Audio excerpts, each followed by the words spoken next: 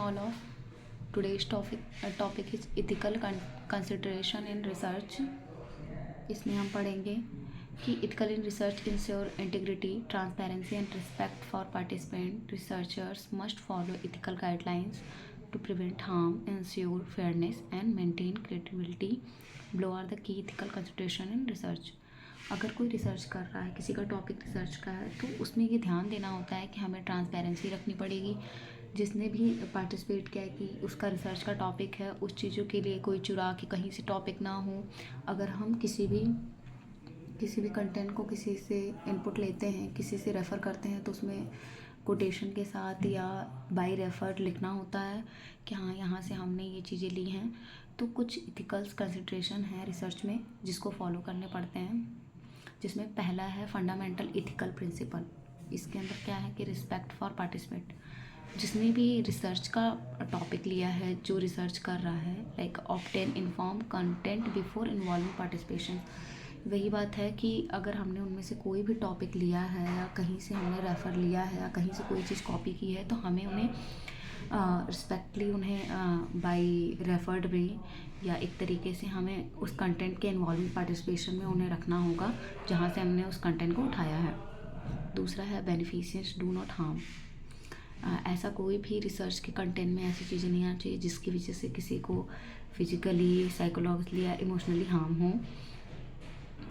Justice in the sense की benefit risk equality, ensure fair selection of participation, avoid basis, integrity and transparency, disclose conflict of interest, ensure honest report for finding.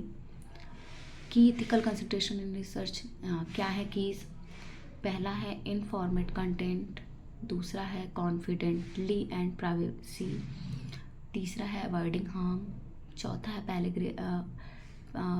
पैलेग्रिज्म and data integrity, चौथा है हमारा data integrity. पांचवा है ethical approval.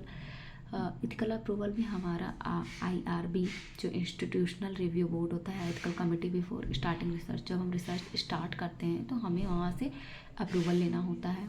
Ensure compliance with legal and professional ethical standards. अब ये हमारे different type के इथिकल्स हैं जिनके बीच में डिफरेंस दिखाया गया है हमारा, ठीक है।